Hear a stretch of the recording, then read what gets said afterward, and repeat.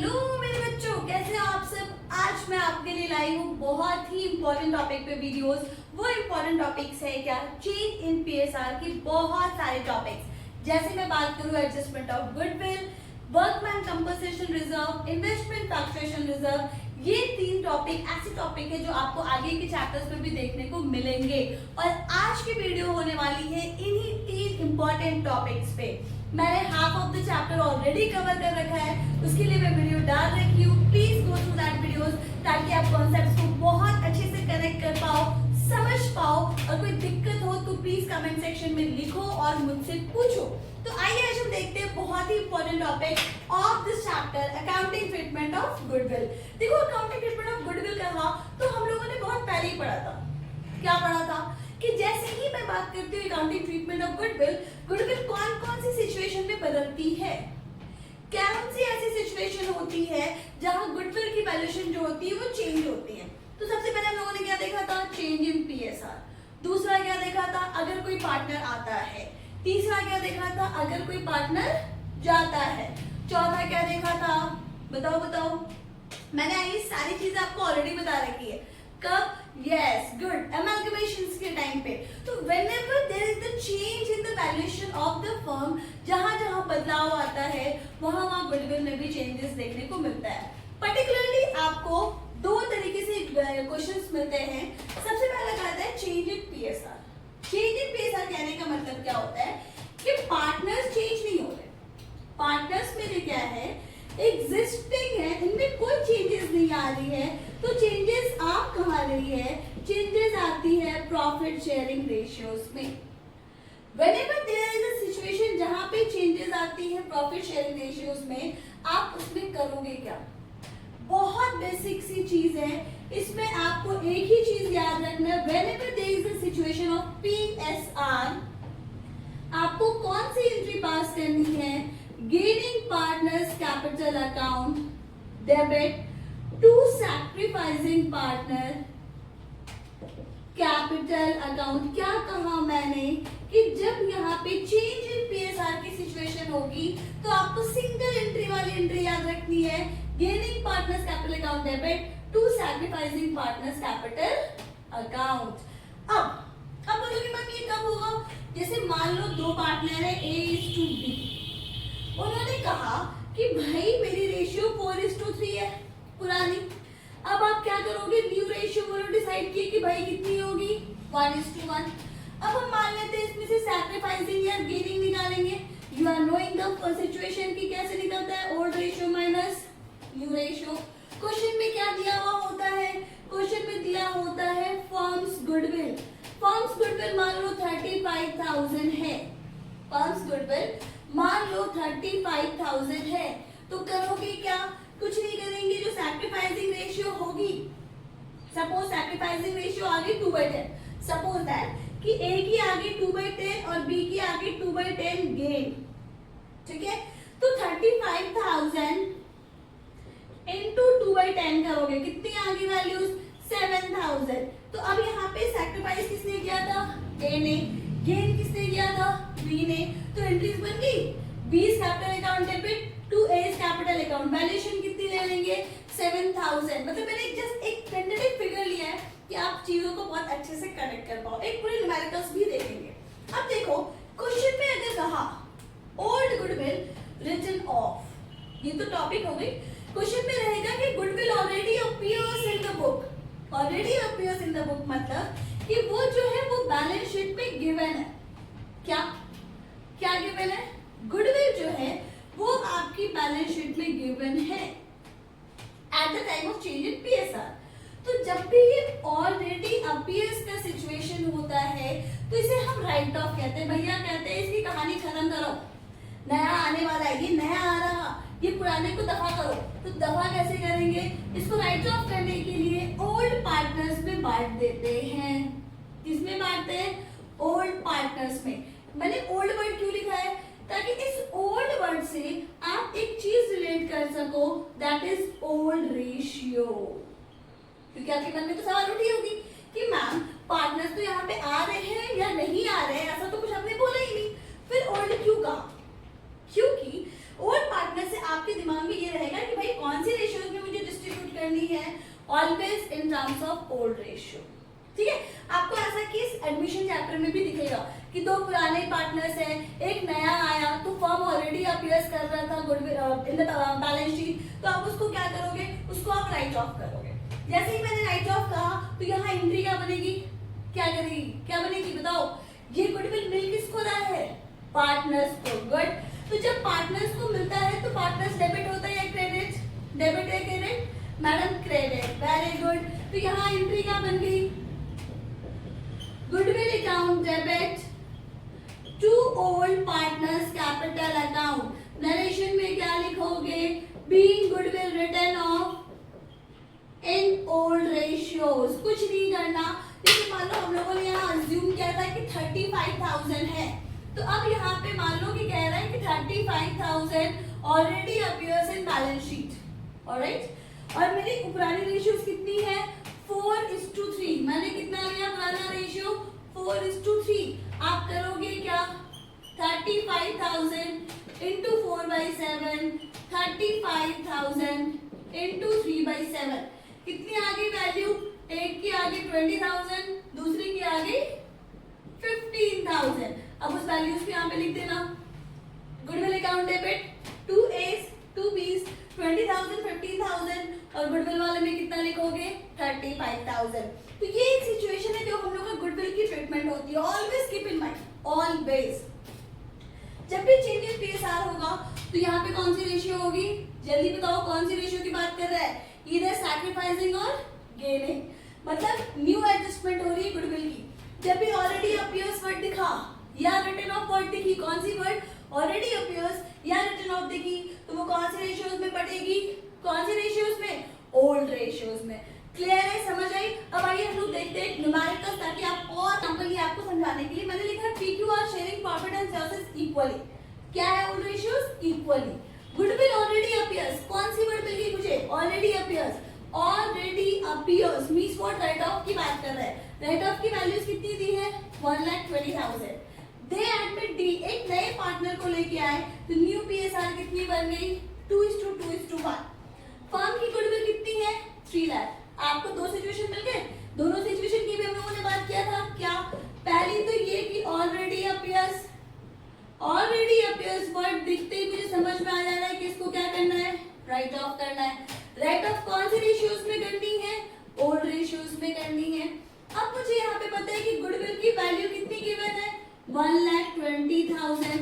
Ratio, 3 partners है, 1:1:1, तो each partner को कितना मिल गया, 1,20,000 इंटू 1/3 इज इक्वल टू 40,000। कितना आ गया मेरे पास, 40,000। राइट ऑफ की सिचुएशन है, राइट ऑफ की सिचुएशन में मेरी एंट्री क्या बनती है, goodwill account, goodwill account debit 2 P's capital account, 2 Q's capital account, 2 R's capital account. क्या हम वैल्यू लिखेंगे, बिल्कुल। गुडविल में कितनी जा रही है, 1,20,000। Each partner is entitled to take 40,000, 40,000 and 40,000। Narration क्या लिखोगे, being goodwill written off in old ratios. Am I clear, alright. देखो ये कौन सी सिचुएशन थी, ऑलरेडी अपीयर्स। अब जो सिचुएशंस करना है वो कौन सी सिचुएशन, फर्म्स गुडविल। अगर मैं कहती हूँ कि फर्म की गुडविल जो है वो कितनी है, 3 lakh eight the time of change in PSR. फटाक से बताओ, eight the time of change in PSR what does it mean, कौन से रेशियोज की बात कर रहे हैं, यस वेरी गुड, गेनिंग और सैक्रिफाइसिंग की। तो चलो हम लोग फटाक से निकाल लेते हैं सैक्रिफाइसिंग रेशियो। सैक्रिफाइसिंग रेशियो का फॉर्मूला आपको पता है, old ratio minus new ratio, P, Q and R। Old ratio कितनी है मेरी, 1/3। न्यू रेशियो कितनी है, -2 + 2 + 1 5 हो गए, ईच 2/5। डिनोमिनेटर में कितने हो गए, 15। 5 - 5 3 6 -1/15। अब मुझे बता दो माइनस की साइन आ गई, मतलब क्या करेंगे, फटाक से बताओ, yes very good, get again -1/3 -2/5, मतलब सेम है सब कुछ, तो ये भी क्या कर रहा है, गेन। -1/15 गेन किया। R 1/3 माइनस 1/5 कितनी हो गई 15। 5 माइनस 3 इज इक्वल टू 2/15। क्या किया है इसने सैक्रिफाइस। अब ईच इंडिविजुअल की वैल्यू निकालनी है, ईच इंडिविजुअल की वैल्यू निकालनी है। माइनस 1/15 कितने का 3 लाख का। एक पार्टनर को कितना मिला तो वैल्यूज निकाल लो कितना हो गया 15 2 30। इट मींस कि यहाँ कितने आ गए 20,000। इसको भी कितना मिला 20,000। इसको कितना मिला 40,000। क्या एंट्री बन जाएगी मेरी फटाक से बताओ। एंट्री बन गई, बन गई। क्या बनी मैम कि जो गेनिंग है वो डेबिट, जो सैक्रिफाइसिंग है वो क्रेडिट। तो यहाँ क्या लिखोगे P's capital account debit, Q's capital account debit, 2R capital account. P की वैल्यू कितनी आ गई 20,000। Q की वैल्यू कितनी आ गई 20,000। R की वैल्यू कितनी आ गई 40,000। क्या हम लिख सकते हैं, बिल्कुल लिख सकते हैं। नरेशन क्या लिखेंगे be goodwill adjusted at the time of change in PSR, at the time of change in PSR, at the time written off in old ratios. Clear हो गया, इजी था ना, समझ आया बहुत अच्छे से, वेरी गुड। अब आओ हम लोग देखते हैं कि WCR the most important topic of this chapter, WCR और IFR। WCR के एडजस्टमेंट देखो बहुत मजेदार है, बस सुनना, सारी कुछ समझ में आ जाएगी और बहुत आसानी में मैं समझाऊंगी कि क्या करना है और कैसे करना है। ठीक, अभी मैंने क्या बोला आप लोगों को कि WCR is the most important topic, और जैसे ही मैं कहती हूँ कि WCR is the most important topic, सबसे पहले WCR का मतलब क्या है। मैम आप तभी से WCR किए जा रहे हो, पर है क्या। तो देखो WCR means what, workman compensation reserve, workman compensation reserve. अब इस वर्क को देखो, वर्क जो काम करने वाला है, मैन जो इंसान उस काम को कर रहा है, उस इंसान के लिए जो काम कर रहा होता है, उनके लिए जब कंपनीज एक रिजर्व लेके चलती है, that is the part of workman compensation reserve. Ma'am नहीं समझा क्या होती है, अब फिर से बताओ, फिर से मैं देखो समझो। अगर मान लो कि किसी की कंस्ट्रक्शन कंपनी है, ठीक है, L&T कंपनी है, उनकी कंस्ट्रक्शन का काम होता है। कंस्ट्रक्शन काम पे सपोज कि एम्प्लॉइज की पैर स्लिप हो गई, एम्प्लॉइज का पैर टूट गया, who will compensate that medical facilities, किसकी जिम्मेदारी होती है, कंपनी की होती है। एग्जैक्टली तो जब कंपनी की होती है तो क्या कंपनी अपनी जेब से पैसा लगाता है क्या, नहीं। वो क्या करता है कि ऐसी हर एक सिचुएशन के लिए, कोई भी तरीके का सिचुएशन जो मेरी एम्प्लॉय से रिलेटेड होती है, उसके लिए वो क्या क्रिएट करता है, रिजर्व क्रिएट करता है। रिजर्व बोले तो आउट ऑफ प्रॉफिट, किस नाम से करता है, वर्कमैन कंपनसेशन रिजर्व। अब इस हाल का इंसिडेंस याद कर लो, जो प्लेन क्रैश हुई थी, प्लेन क्रैश हुई थी, उसमें सबको क्या दिया गया था, मुआवजा दिया गया था। तो क्या मुआवजा कंपनी अपनी पॉकेट से दिया क्या, नॉट एट ऑल, वो अपने बैकअप से देता है। तो बैकअप में क्या क्या आती है, पहली चीज तो इंश्योरेंस हो गई क्योंकि वो एक्सीडेंटल केस थी। दूसरी चीज जो इसने अपने एम्प्लॉइज के लिए रखा होगा, that is the part of workman compensation reserve. अब देखो इसमें होता क्या है, सबसे पहले कहते हैं कि अगर आपने WCR रिजर्व क्रिएट किया है, आपने रिजर्व क्रिएट किया है और उसका सपोज आपकी किस्मत बहुत अच्छी है, किसी को कोई भी प्रॉब्लम नहीं हुआ, तो सबसे पहली चीज कि WCR क्वेश्चन में दिया कैसे होता है, या तो एडजस्टमेंट में दिया होगा या बैलेंस शीट में आप देखोगे कि लायबिलिटी की साइड में WCR करके 30,000 50,000 जो भी वैल्यूज दे रहा होंगे वो क्वेश्चन में मेंशन होगा, ठीक है। बैलेंस शीट, और मैंने कहा बैलेंस शीट है मतलब सेटलमेंट ऑफ ऑल रिकॉर्ड से, सेटलमेंट ऑफ ओल्ड रिकॉर्ड से। अगर ओल्ड है तो इसकी रेशियो किस में होगी, ये सारी की सारी एडजस्टमेंट किस रेशियो में होगी, ओल्ड रेशियो में होगी। Very good. तो जब भी मैं WCR की एडजस्टमेंट करूंगी मुझे रेशियो क्या याद रखना है, ओल्ड।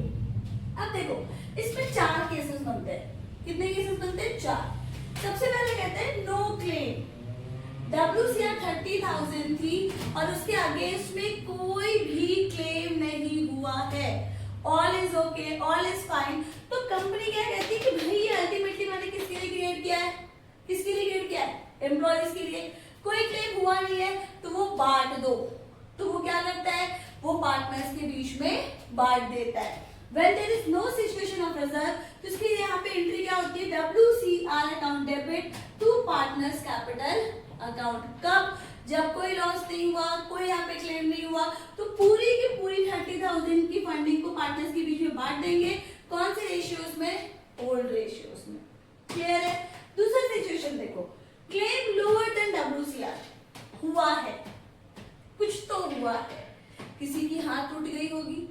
या किसी को अर्जेंट नीड आ गया होगा, कुछ भी हुआ होगा, लेकिन किसी एम्प्लॉय ने यहाँ पे क्लेम किया, एम्प्लॉय ने क्लेम किया कि भाई मेरे को 15,000 रुपए चाहिए। कंपनी कहाँ से देगी? कंपनी देगी कहाँ से? अगेन WCR से। WCR उसके पास है कितना? 30,000। क्लेम कितने का हुआ है? 15,000। अभी भी 15,000 रुपए कंपनी के पास बच गए। कंपनी बोले तो फर्म के पास बच गए। अब फर्म के पास जब ये बच गया तो ये क्या करेगी कि जितने भी पार्टनर्स होंगे सबके बीच में ये बांट देगी। कौन से रेशियोज में? ओल्ड रेशियोज में। इसलिए देखो सबसे पहली चीज मैंने क्या लिखा? WCR account debit. WCR मेरे पास है कितने की? तो 30,000 की। प्रोविजन कितना एम्प्लॉय ने मुझसे मांगा, तो जो मांगा है वो उसने कितना मांगा? 15,000। अभी भी पार्टनर्स के लिए बच गए, कितना बच गया? Still 15,000 left. तो 15,000 को कौन सी रेशियो में बांटेंगे? Again old ratio. समझ आ रही है बात? मजे में? देखो दो सिचुएशन डिसाइड किया। पहला क्या? कोई क्लेम नहीं, कोई एडजस्टमेंट नहीं, पूरी की पूरी रिजर्व पार्टनर्स के बीच में बांट दी। दूसरा कहता है हुआ है लेकिन इतना हुआ है जिसको हम रिजर्व से कंपनसेट कर सकते हैं। तो फिर मैंने क्या किया? रिजर्व से बांट दिया। क्लियर? पहले क्लेम दिया, फिर जो बच गया उसको पार्टनर्स के बीच में मैंने बांट दिया। थर्ड सिचुएशन देखो, if claim is equal to WCR, कहता क्या है कि भाई क्लेम कंपनी जो यहाँ पे एम्प्लॉइज को डिमांड किया है, ये जो डिमांड हुई है वो भी 30,000 की हुई है। एम्प्लॉइज ने जो डिमांड किया वो भी 30,000 का हुआ और बैलेंस शीट में भी मुझे कितना दिख रहा है? 30,000। क्या पार्टनर्स को देने के लिए कुछ फर्म के पास बचा? क्या बचा? नहीं बचा। Very good. तो देखो अगर क्लेम इक्वल हो, बराबर हो, तो मेरी एंट्री क्या बनती है? WCR account debit to provision for claim account. Clear? WCR account debit to provision for claim account. ये क्या हो गया? मतलब 30,000 का मेरे पास रिजर्व भी है, 30,000 का मेरे पास क्लेम भी है। तो WCR में कितना लिखा? 30,000। क्लेम में भी कितना लिखा? 30,000। क्लियर है थर्ड सिचुएशन? फोर्थ देखो, फोर्थ में कहता है क्या ये जरूरी है कि कम हो, बराबर हो? भाई ज्यादा भी तो हो सकता है। किसी एम्प्लॉइज की जरूरत 30 की जगह 50 भी तो आ सकती है। तो ऐसी ही सिचुएशन जैसे आपके पास, अब फर्म ने अपने पास रखा कितना है? 30,000। मान लो एम्प्लॉइज को जरूरत पड़ी 50,000 की, 50,000 की जरूरत पड़ गई। फर्म के पास है कितना? 30,000। कितना एक्सीड किया? कितना फर्म अपनी जेब से निकाला? अब अपनी जेब से जो निकाला वो निकाला 20,000। वो कितना निकाला? 20,000। इस चीज को समझना अच्छे से। ये जो 20,000 हुआ अल्टीमेटली फर्म के लिए क्या हुई? लॉस हुई। फर्म के लिए क्या हुई? लॉस हुई। तो जब WCR बोला तो कितना चला गया? 30,000। मैडम ये जो लॉस हुआ इसका क्या करेंगे? लॉस हुआ, फर्म रिलेटेड लॉस है, तो इसको किस नाम से शो करते हैं? रीवैल्यूएशन के नाम से शो करते हैं। किस नाम से? रीवैल्यूएशन के नाम से शो करते हैं। It is all the part of firm loss. कितना हुआ? 20,000। क्लेम कितने का गया था? 50,000 का। Clear? WCR account debit, revaluation account debit to provision for claim account and what the value is? 50,000। समझ आ रही बात? गुड। अब देखो क्या ये फर्म जो 20,000 अपनी पॉकेट से पे किया तो उसका कुछ नहीं करेगा? फर्म को बनाने वाले कौन? पार्टनर्स। तो ये लॉस अल्टीमेटली बियर कौन करेगा? ये लॉस बियर करने वाला होगा पार्टनर्स। और कौन सी रेशियो में? अगेन रेशियो जो होगी वो ओल्ड रेशियो होगी। कितने अमाउंट को? जितने का लॉस हुआ है। कितने का लॉस हुआ? 20,000 का लॉस हुआ। तो 20,000 यहाँ दिखाओगे और रीवैल्यूएशन में भी 20,000 दिखाओगे, क्योंकि अल्टीमेटली फर्म का लॉस को कंपनसेट कौन करेगा? पार्टनर्स करता है। इसीलिए यहाँ पे इस सिचुएशन में मेरी दो एंट्री होती है। ऑलवेज रिमेंबर जब भी क्लेम आपका WCR से ज्यादा होता है, इज दैट सिचुएशन आपकी दो एंट्रीज होती है। पहली होती है WCR account debit, revaluation account debit to provision for claim. दूसरा, रीवैल्यूएशन देखते ही मुझे समझ जाना है कि भैया लॉस हुआ है, तो इसको बियर कौन करेगा? पार्टनर। तो पार्टनर जब भी लॉस कंपनसेट करता है तो वो क्या होता है? डेबिट क्योंकि उसको देना पड़ता है। Partners capital account debit to revaluation account, और वैल्यू कितनी हो गई 20,000 कौन सी रेशियो में बटा, ओल्ड रेशियो में। समझ रहे एक बार?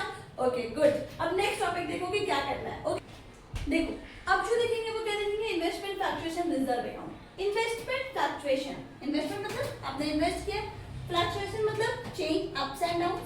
तो जब कंपनी जब अपना पैसा लगाती है तो क्या वो 100, 200, 1000, 5000 लगाती है क्या? नहीं, उनकी जो टेक्नोलॉजी होती है वो कितने में होती है, करोड़ों में होती है।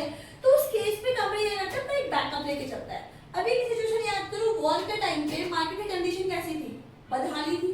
तो ऐसे कोई भी सिचुएशन आए उसके लिए कंपनी क्या करती है, अपनी एक इन्वेस्टमेंट के लिए अलग से रिजर्व क्रिएट करती है। वो ऑलरेडी अपना पैसा इन्वेस्ट करता है, पर उस इन्वेस्टमेंट के लिए भी वो एक अपना बैकअप लेके चलता है। तो that backup is considered as an investment fluctuation reserve. अब इसमें देखो, इसमें एक दो चीज आपको बहुत अच्छे से समझना है।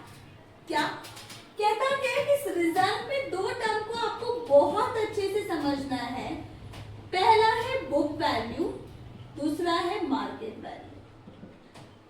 बुक वैल्यू मतलब कंपनी जिस पे इन्वेस्ट की है, मार्केट वैल्यू मतलब जो करंट वैल्यू अभी चल रहा है। हो सकता है मार्केट में 2020 में कंपनी ने पैसा लगाया हो 5 करोड़, आज के टाइम पे उसकी वैल्यू क्या है उसको हम कहते हैं मार्केट वैल्यू। हो सकता है 5 करोड़ का 4 करोड़ भी हो सके तो 7 करोड़ भी हो सके।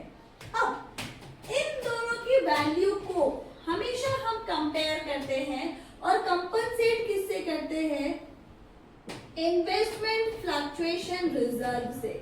किससे, फिर से सुनना, मैंने क्या कहा, कंपैरिजन हमेशा बुक वैल्यू और मार्केट वैल्यू की होती है और उसको कंपनसेट करते हैं हम इन्वेस्टमेंट फ्लक्चुएशन रिजर्व से। अब कैसे दिया होता है ये क्वेश्चन में, कई दफा आपको एडजस्टमेंट के फॉर्म में दिखेंगे, कई दफा आपको बैलेंस शीट में दिखेगा। मान लो बैलेंस शीट में लायबिलिटी साइड में आपको दिखेगा आईएफआर, मान लिया 50,000, ठीक है, और आपको यहाँ पे लिखा रहेगा investment at cost, how much, 5 lakh, ठीक है।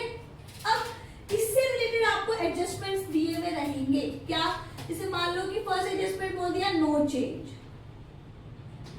दूसरा एडजस्टमेंट बोला market value is equal to 4,80,000, तीसरा एडजस्टमेंट बोलेगा market value is equal to 5 lakh. तो इस तरीके से कई ऐसे सिचुएशंस होते हैं जिन पे हमें कंपेयर करना होता है और एंट्रीज पास करना। तो बहुत मजेदार है, एक बार समझ गए तो सारे ये कॉन्सेप्ट क्लियर हो जाएंगे। क्या बोला मैंने, इसी चीज को समझो पहले, comparison between the book value and market value, ठीक है। इस बुक वैल्यू और इस मार्केट वैल्यू को हम क्या करते हैं, कंपेयर करते हैं, और जो डिफरेंस वैल्यू आती है उसको फिर हम देखते हैं कि वो आईएफआर से कंपनसेट हो पा रहा या नहीं हो पा रहा, ठीक है। अब देखो पहला case, when book value and market value are same, book value and market value are same, मतलब बुक वैल्यू मेरी 5 लाख है तो मार्केट वैल्यू भी कितनी है, 5 लाख। क्या इसमें कोई भी प्रॉफिट या लॉस जैसी सिचुएशन आई, नहीं आई। तो कंपनी बोलते चलो ठीक है भैया, कोई प्रॉफिट कोई लॉस वाली सिचुएशन नहीं है, जितनी भी रिजर्व्स है वो सेटल कर दो, किसके बीच में सेटल कर दो, पार्टनर्स के बीच में। तो यहाँ एंट्री क्या बनती है, investment fluctuation reserve account debit to partners capital account. Again इसकी जो फॉर्मेटिंग मैंने की है वो बैलेंस शीट के फॉर्म में की है, और अगर मैंने बैलेंस शीट के फॉर्म में की है तो कौन सी रेशियोज की बात कर रहे हैं, ओल्ड रेशियोज, वेरी गुड। तो यहाँ पे मेरी एंट्री क्या बनी, investment fluctuation reserve account debit to partners capital account, और वो कौन सी रेशियो में बढ़ेगा, वो बढ़ेगा ओल्ड रेशियोज में, मतलब 50,000 की डिस्ट्रीब्यूशन जो होगी वो ओल्ड रेशियो में होगी। क्लियर है। अब दूसरा सिचुएशन देखो, when market value is less than book value, कह रहा कि मार्केट वैल्यू जो है वो लेस देन बुक वैल्यू है। बुक वैल्यू कितनी है आपकी, 5 लाख। अब मार्केट वैल्यू यहां मान लो 4,80,000। क्या कहा मैंने, बुक वैल्यू थी मेरी कितनी, 5 लाख, मार्केट वैल्यू आज के टाइम पे हो गई 4,80,000। तो इस 5 लाख और 4,80,000 का डिफरेंस कितना आया बताओ, 20,000 आया, वेरी गुड। अब इस 20,000 को हम किससे कंपेयर करेंगे? किससे किससे देखेंगे कि भैया मेरे पार्टनर के लिए कुछ बचा या नहीं बचा, या पूरा का पूरा हमको क्लेम में देना है, करना क्या है? इसको इससे कंपेयर करोगे, किससे? 50 से। अब आप जब देखें कि आपको डिफरेंस कितना दिख रहा? 20,000। आपके पास रिजर्व कितना है? 50,000।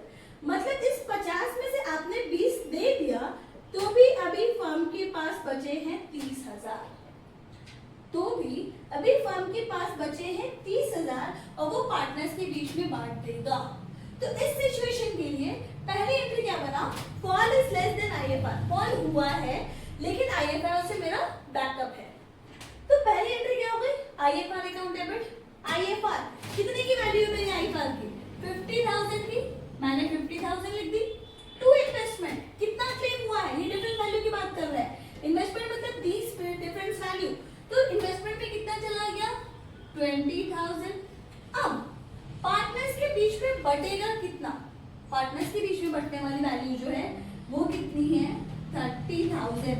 आप लोग के समझने के लिए मैंने ईज किया है, book value minus market value, ठीक है? Book value minus market value, 5 lakh minus 4,80,000 is equals to 20,000। समझ आई? दूसरा सिचुएशन देखो, फॉल इज इक्वल, कहता है गिरावट हुई है लेकिन गिरावट बराबरी की हुई है। अब मतलब किसकी बराबरी की बात कर रहे हैं? आईएफआर की। आपको आईएफआर कितना दिखा?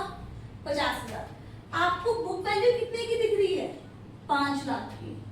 अब 5 लाख की दिख रही है और मान लो ये मिला मेरा 5 लाख और मान लो कि मेरी मार्केट वैल्यू 4,50,000 की हो गई। कितने की हुई? 4,50,000 की। अब इन दोनों के बीच का डिफरेंस वैल्यू कितना आया? 50,000। इन दोनों के बीच का डिफरेंस वैल्यू कितना आया? 50,000। अब ये 50,000 है और हमारे पास आईएफआर भी कितना है? 50,000 है। क्या पार्टनर्स को देने के लिए कुछ भी बचा? नहीं बचा, वेरी गुड। तो यहाँ आईएफआर में कितना लिख दोगे? 50,000। इन्वेस्टमेंट में कितना लिख दोगे? 50,000। क्या पार्टनर्स की कोई एंट्री होगी इस सिचुएशन में? नहीं होगी। फिर से समझो, मैंने क्या कहा कि फॉल इज इक्वल। फॉल मतलब मार्केट वैल्यू और बुक वैल्यू की फॉल जो है वो आईएफआर के बराबर है। एग्जांपल के तौर पर लिया कि बुक वैल्यू मेरी 5 लाख थी, मार्केट वैल्यू मेरी 4.5 लाख हो गई। डिफरेंस कितनी है? 50,000 की। ये 50,000 क्या आईएफआर के बराबर है? हाँ जी है। तो इसको मैंने एंट्री में क्या किया? IFR account debit to investment account. अब थर्ड सिचुएशन देखो कि थर्ड सिचुएशन में होता क्या है। कैसे इतना ही होगा? नहीं, अभी बहुत सारे सिचुएशंस है। थर्ड सिचुएशन कहता है कि मैडम क्या करेंगे अगर मेरा लॉस इस 50 से ज्यादा होगा? तो मैंने क्या कहा कि अगर लॉस आपका ज्यादा है तो क्या? लॉस ज्यादा है मतलब अब वापस से तुम यहाँ पे देख लो कि आईएफआर हम लोगों ने कितना लिया था? 50,000। आईएफआर हम लोगों ने कितना लिया था? 50,000। Investment at cost, investment at cost मेरे अजम्पशन कितना था? 5 लाख। अब क्या कह रहा है कि fall in value is more than IFR.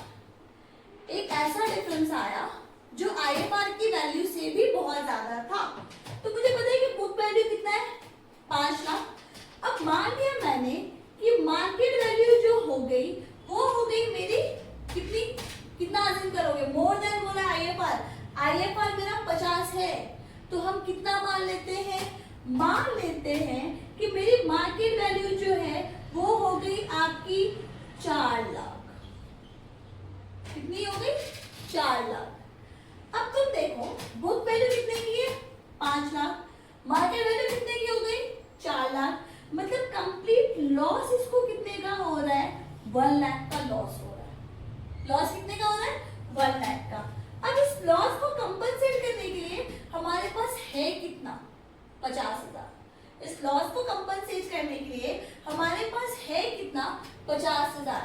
मतलब भी अभी भी 50,000 एक ऐसा लॉस है जो कंपनी बियर नहीं कर पा रही। इन दैट सिचुएशन ये जो 50,000 का लॉस है, ये जो 50,000 की लॉस है, उसको हम कहाँ दिखाएंगे? रीवैल्यूएशन में। मतलब क्या? 50,000 का मेरा क्या हुआ? आईएफआर। लॉस कितना? जो अनपेयरेबल है अनपेरेबल मतलब जो एक्सीड कर गया, एक्सीड किया कितना 50,000। अब to investment account difference value कितने की दिख रही है आपको, बुक वैल्यू और मार्केट वैल्यू की डिफरेंस वैल्यू कितनी दिख रही है 1 लाख। तो ये 1 लाख की वैल्यूएशन कितनी हो गई, इन्वेस्टमेंट में हो गई। समझ आई। अब मुझे पता है कि फर्म बोले तो कौन बियर करता है उस लॉस को, पार्टनर। तो अब जो लॉस हुआ है उसको बियर करेगा कौन, पार्टनर। कैसे प्रॉफिट लेगा, नहीं, पार्टनर जो होता है वो लॉस भी बियर करता है। तो जो 1 लाख का रिवैल्यूएशन का लॉस आया वो भी ओल्ड पीएसआर में पार्टनर्स बियर करेगा। Am I clear. क्या बोला, कौन आईएफआर से ज्यादा है, कौन कितना ज्यादा हुआ, डिफरेंस वैल्यू जब मैंने निकाला आया 1 लाख, आईएफआर था मेरे पास 50,000, तो डिफरेंस कितने की आ गई 50,000। जो एक्सीड वाली वैल्यू होती है वो कहाँ जाती है, रिवैल्यूएशन में, और उस लॉस को कौन बियर करता है, पार्टनर बियर करता है। ठीक है, ये सारे सिचुएशन थे लॉसेस वाले। अब प्रॉफिट वाली सिचुएशन देखो, क्या कह रहे हैं, market value is more than book value. Market value is more than book value मतलब क्या, बुक वैल्यू मेरी कितनी थी 5 लाख, मार्केट वैल्यू हम लोगों ने कितना अज्यूम कर लिया, मार्केट वैल्यू हम लोगों ने अज्यूम कर लिया मान लो 5,20,000। अब इन दोनों की जब डिफरेंस निकाली तो 20,000 मेरा क्या हो गया, प्रॉफिट हुआ, 20,000 मेरी प्रॉफिट हो गई। तो अब जब प्रॉफिट हुआ तो सीधा सीधी पहले तो यहाँ पे आईएफआर को सेटल कर दो भैया, आईएफआर जितनी भी है वो पूरा का पूरा पार्टनर्स को दे दो, दे दिया, कितना दिया 50,000। कौन सी रेशियो में बटेगी, ओल्ड रेशियो में।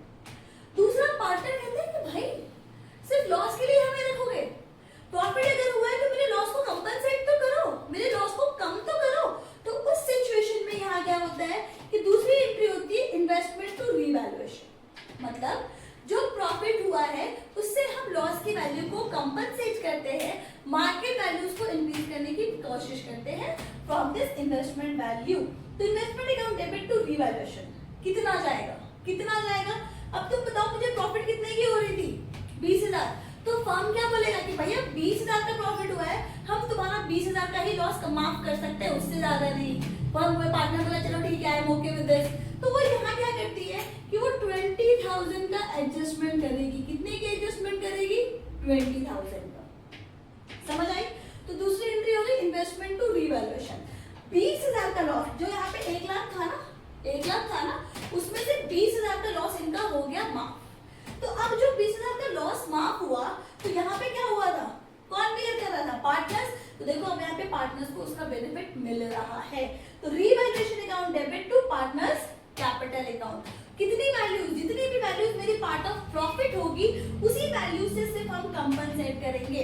अगर मान लो 1 लाख का लॉस हुआ है, अगर पूरा का पूरा 1 लाख का यहाँ पे मेरा चेंजेबल वैल्यू होता तो हम 1 लाख लेते, लेकिन 1 लाख तो है नहीं, कितनी है 20,000। तो जितना मेरा प्रॉफिट हुआ है सिर्फ उतनी ही वैल्यू से हम कंपनसेट करते हैं, इस बात को ध्यान रखोगे।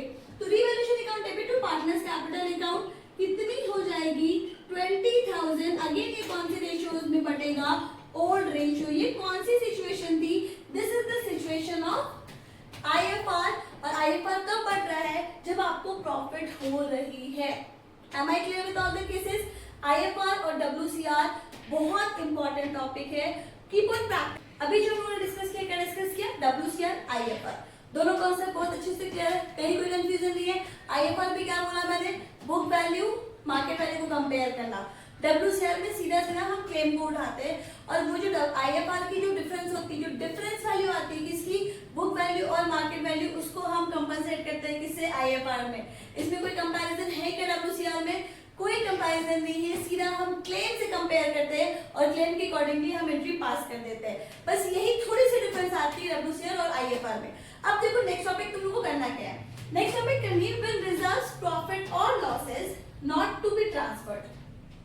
नॉट, अभी तक हम क्या करते आ रहे हैं, टू बी ट्रांसफर्ड। अब टू बी ट्रांसफर्ड के केस में क्या था कि भाई चाहे प्रॉफिट हो, चाहे आपका जनरल रिजर्व हो, या कोई भी एडजस्टमेंट हो, मान लो कि प्रॉफिट हो, जनरल रिजर्व हो, किसी भी तरीके का, चाहे मैं डब्ल्यूसीआर की बात करूं, चाहे मैं आईएफआर की बात करूं, ये सारी चीजें हम पार्टनर्स को देते थे।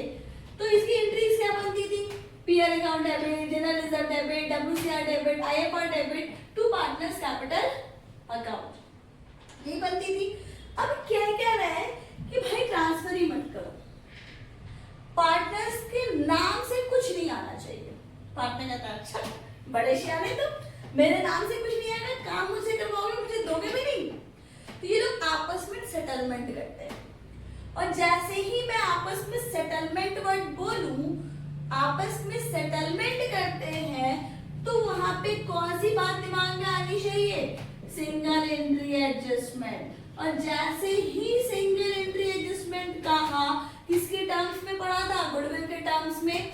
मतलब क्या कि नॉट की सिचुएशन में भी सेम एंट्री हो जाएगी, gaining partners capital account debit to sacrificing partner capital account.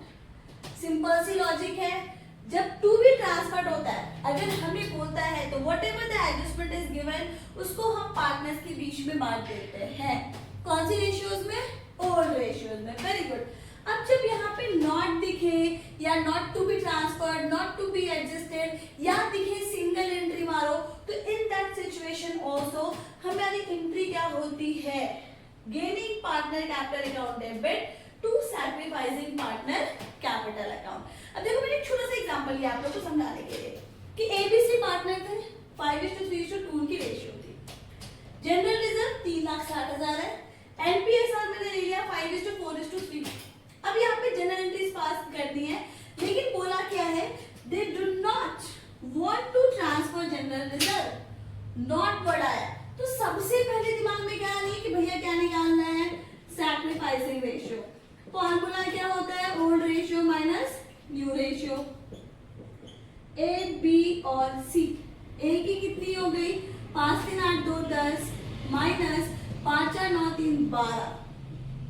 अब इनके बीच में आप क्या निकालोगे? एलसीएम निकालोगे। 10 और 12 की जब आप एलसीएम निकालोगे तो देख लेना ये 60 हो जाएगा। फिर अब यहाँ पे क्या हो गया? 30।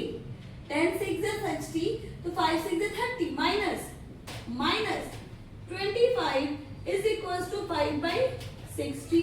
क्या हुआ? सैक्रिफाइस। बी का कितना हुआ? 3/10 माइनस 4/12।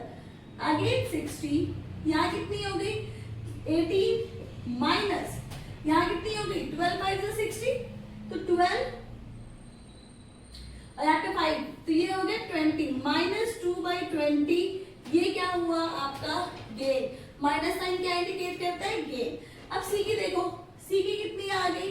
2/10 माइनस 3/12। अगेन 60, कितनी हो गई?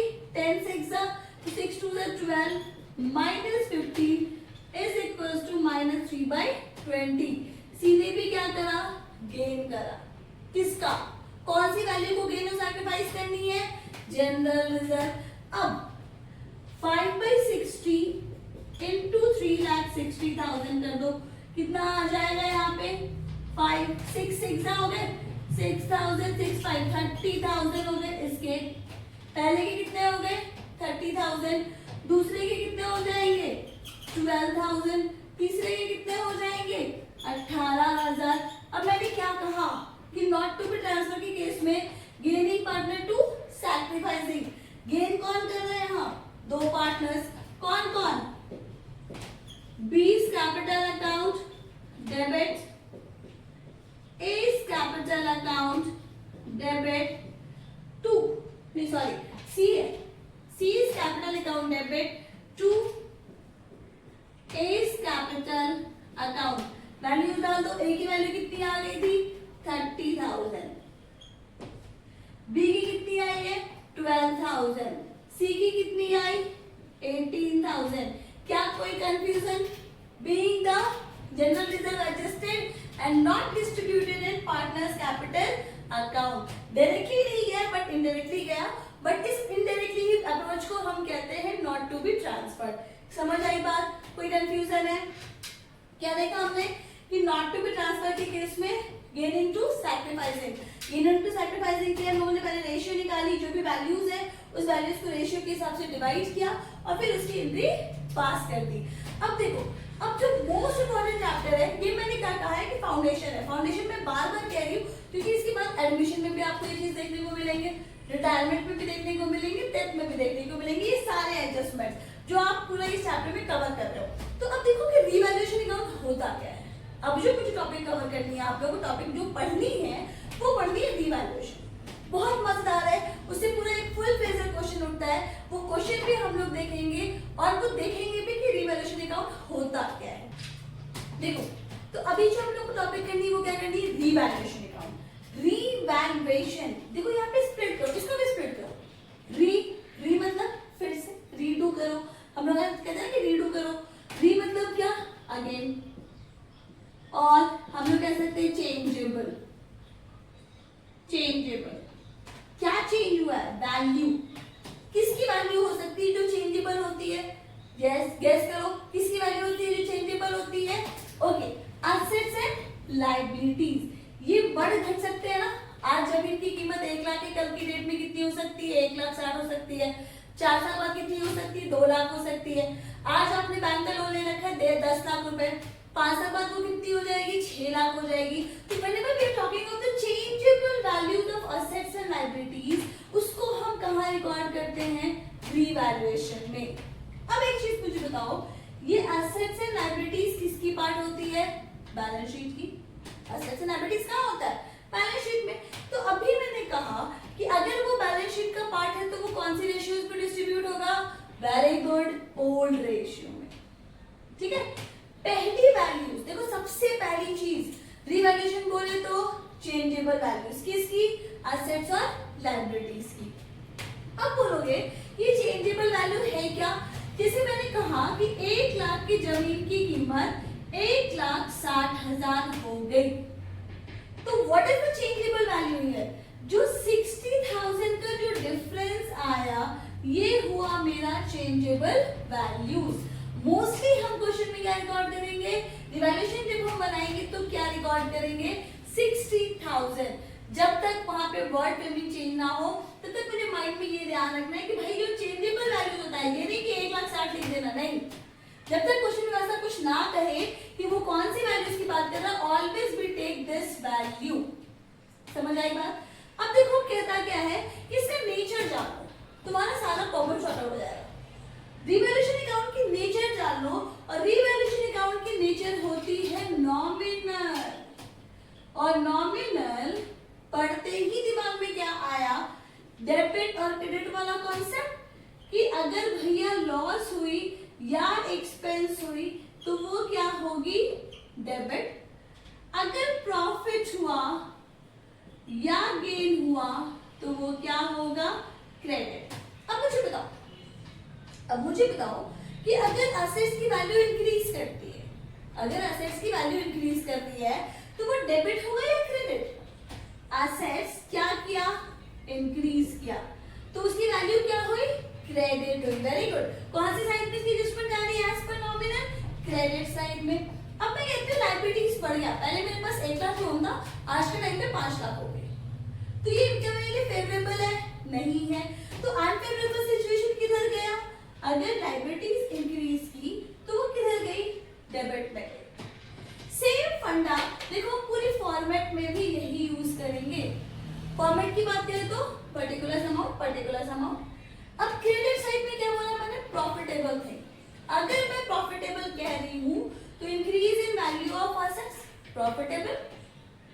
Decrease in liabilities, again profitable. Unrecorded assets, अचानक से तुम्हारे बैंक के खाते में आ गया 5 लाख, जो तुम कहीं रिकॉर्ड करना भूल गए थे, भाई मजे ही मजे। Unrecorded assets. अब देखो, अब मेरे लिए लॉस क्या है, डेबिट साइड में क्या है, decrease in value of assets. मैंने कोई जमीन खरीदी जिसकी कीमत थी 1 लाख, मुझे पता चला वो डिस्प्यूट लैंड है और वो पहुंच गया 40,000 पे, तो डू यू फील कि वो मेरे लिए प्रॉफिटेबल हुआ, नहीं हुआ। तो वो कौन से साइड में गया, debit side. To increase in liabilities, liabilities बढ़ गई, again loss. To unrecorded liabilities, अचानक से मेरे ऊपर बहुत सारी बोझ आ गई, मुझे पता चला कि अरे भाई मेरा आउटस्टैंडिंग पेमेंट बचा हुआ है, मैंने अभी तक क्रेडिट कार्ड की बिल पेमेंट नहीं की है। That is the part of the unrecorded liabilities. अब ये जो मैंने ब्लैक से लिखा है, it means that balancing figure. Balancing figure मतलब debit must be equal to credit. अब मान लो कि डेबिट साइड क्रेडिट साइड में वैल्यू आ गया ज्यादा, अगर वैल्यू क्रेडिट साइड में ज्यादा आता है और डेबिट साइड में कम आता है तो वी आर नोइंग दिस कि ये क्या है, प्रॉफिट है। तो to gain on revaluation transfer to partners capital account, अगर कैपिटल रहा तो करंट रहा तो करंट अकाउंट। कौन सी रेशियोज में, अगेन ओल्ड रेशियोज में। अब अगर डेबिट ज्यादा है और क्रेडिट कम है तो वो क्या होगा, लॉस होगा। तो लॉस हुआ तो वो कौन से साइड पे गया, क्रेडिट साइड पे। By loss on revaluation to partners capital और करंट अकाउंट। अगेन अगर मैं रेशियोज की बात करूं तो कौन सी रेशियोज हो जाएगी, ओल्ड रेशियो। नाउ क्लियर, समझ आ रही है बात, कोई कंफ्यूजन तो नहीं है, समझ आ रही है ना अच्छे से। अब देखो एक इस पे न्यूमेरिकल्स देखते हैं, बहुत मजेदार है, इसको समझ डालोगे कहीं कोई कंफ्यूजन नहीं होगी। न्यूमेरिकल्स देखने से पहले एक चीज समझ लो, इसमें एंट्रीज आता है, अब तो फॉर्मेट भी आते हैं बट ज्यादातर एंट्रीज रहती है सीबीएसई बोर्ड एग्जाम में। अब मैंने एंट्रीज की एक बहुत सॉलिड तरीका तुम लोगों को बताया। फॉर्मेट बच्चे ज्यादा आसानी से दिमाग में रख पाते हैं, जनरल एंट्रीज में थोड़ा कंफ्यूज करते हैं। तो जैसे ही मैंने आप लोगों को एक हिंट दी थी टू वाली side, just vice versa, to बोले तो डेबिट साइड में आ रहा है, टू वर्ड के साथ आ रहा है, जनरल एंट्रीज में क्या हो जाएगा, ये क्रेडिट साइड में। किसकी बात कर रहे हैं, रीवैल्यूएशन की बात कर रहे हैं। तो रीवैल्यूएशन की टू साइड में गया ये, मतलब एंट्रीज क्या बनी, revaluation account debit to decrease in value of assets, revaluation account debit to increase in value of liabilities, revaluation account debit to unrecorded liabilities, revaluation account debit to gain on revaluation transfer to partners capital, और ये partners के पास क्या होगा कि profit transfer होगा। तो यहाँ से देखो ये कितना आसान हो जाता है जनरल एंट्रीज रिजर्व करना। तो यहाँ पे अगर मैं बात करती हूँ बाई साइड की, क्रेडिट साइड की बात किया मैंने, तो बाई है, बाई मतलब इधर क्रेडिट है तो जनरल में क्या हो जाएगा, डेबिट। तो increase in value of assets account debit to revaluation, decrease in value of liabilities to revaluation. ये सारी एडजस्टमेंट यहीं से जनरल एंट्रीज बन जाएगी। जनरल एंट्रीज जरूर कर लोगे क्योंकि आज की जो क्वेश्चन की फ्रेमिंग होती है सीबीएसई की वो जनरल एंट्रीज पे ज्यादातर होती है। अब देखो रिवैल्यूएशन का दूसरा नाम भी होता है जिसको हम कहते हैं profit and loss adjustment account. कई जगह क्वेश्चन में रिवैल्यूएशन नाम लिखा हुआ मिलेगा, कई जगह आपको profit and loss adjustment account मिलेगा। चलो देखो मैंने क्या कहा है, न्यूमेरिकल देखो बहुत सिंपल वे में मैंने लिखा है कि value of assets and liabilities as per balance sheet. Balance sheet के अकॉर्डिंगली आपकी मैंने सारी वैल्यूज लिखी। क्या लिखा, land 1 lakh, building 1 lakh, plant 2 lakh, stock 65,000, debtors 50,000, bank 5,000। Liability side की बात करूं तो डेटर्स में लिखा 1 lakh, outstanding expense 10,000, general reserve 60,000 and अब एडजस्टमेंट क्या बदलाव आया, ये तो मैंने बैलेंस शीट की बात करी है, ठीक है। अब चेंजेस क्या है, एडजस्टमेंट जो हुआ 1 अप्रैल 2026 से पीएसआर हो गया मेरा 1:1:1। लैंड की वैल्यू कितनी है, 1,60,000, चेंजेबल वैल्यू है। ये कौन सी वैल्यू है, चेंज वैल्यू है। Building depreciated by 6%, creditors of 12,000 not likely to be claimed. Creditors जो है उसने 12,000 मुझसे मांगा नहीं। सबसे पहली एडजस्टमेंट आपको क्या दिख रही है, लैंड 1,60,000। अब जैसे ही मैं कह रही हूँ लैंड 1,60,000, पहले लैंड की वैल्यू कितनी है, पहले कितनी है 1 लाख। तो आपको किसको कंपेयर करना है, गुडविल सॉरी आपको किसको कंपेयर करना है, बैलेंस शीट के हिसाब से और न्यू वाली। तो बैलेंस शीट के हिसाब से क्या हो गई, तुम्हारी लैंड की वैल्यू कितनी है 1 लाख, यहाँ कितनी हो गई 1,60,000। वैल्यू इंक्रीज किया या डिक्रीज, इंक्रीज किया। कौन से साइड में जाएगा, क्रेडिट। तो बाय लैंड अकाउंट कितने से इंक्रीज किया, कितने से 60,000 से, वेरी गुड। अब देखो यहाँ क्या बोला है कि building is to be depreciated by 6%। 6% से बिल्डिंग मेरी डेप्रिशिएट हो गई, डेप्रिशिएट मतलब लॉस, तो लॉस हुआ तो टू साइड में टू बिल्डिंग अकाउंट। अब 1 लाख का हम क्या करेंगे 6%, मिस वैल्यू कितनी आ गई 6,000। अब कहता है कि creditors of 12,000 not likely to be claim. सामने वाला बंदा कहता है जा भाई धीरे अपनी जिंदगी मत दे तू 12,000 रुपए, मैंने तेरे 12,000 रुपए कर्ज के माफ किए।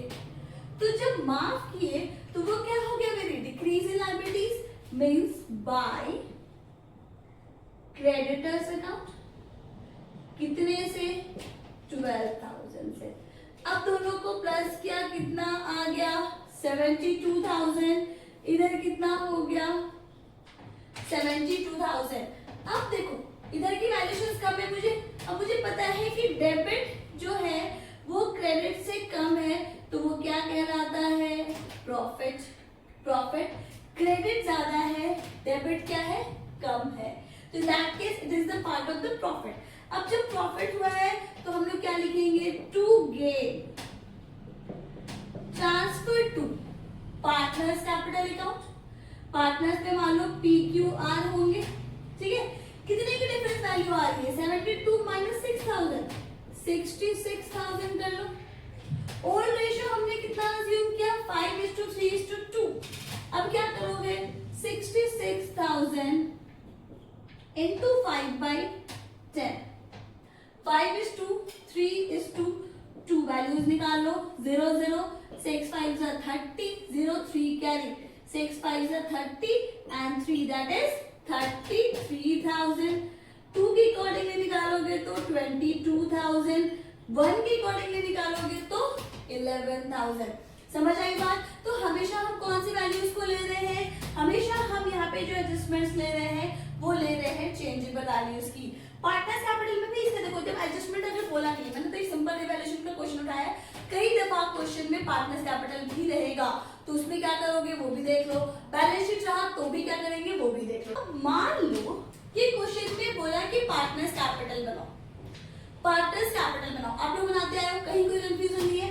बस एक चीज यहाँ पे ध्यान देना कि जो जनरल रिजर्व है, ये जो जनरल रिजर्व है इसको क्या करोगे पार्टनर्स कैपिटल में, ये जो जनरल रिजर्व है इसको क्या करोगे पार्टनर्स कैपिटल में, इसको पार्टनर्स कैपिटल में डिस्ट्रीब्यूट कर दोगे। किस साइड में डिस्ट्रीब्यूट करोगे, बाई साइड में। किस नाम से, जनरल रिजर्व। कौन सी रेशियोज में, ओल्ड रेशियोज में। ठीक है, क्लियर है। बाकी की सारी चीज ऐसे आप बनाते आए हो, क्या बनाते आए हो, बाई बैलेंस बीडी, फिर रिजर्व मैंने डिस्ट्रीब्यूट किया बाई जनरल रिजर्व। और कुछ तो मुझे पार्टनर साइड दिख नहीं रही है, दिख रही है, क्या दिख रही है, रीवैल्यूएशन में पार्टनर्स का नाम, तो बाई साइड में क्या आ गया, रीवैल्यूएशन आ गया। इस तरीके से आप फिगर क्लोज कर लोगे।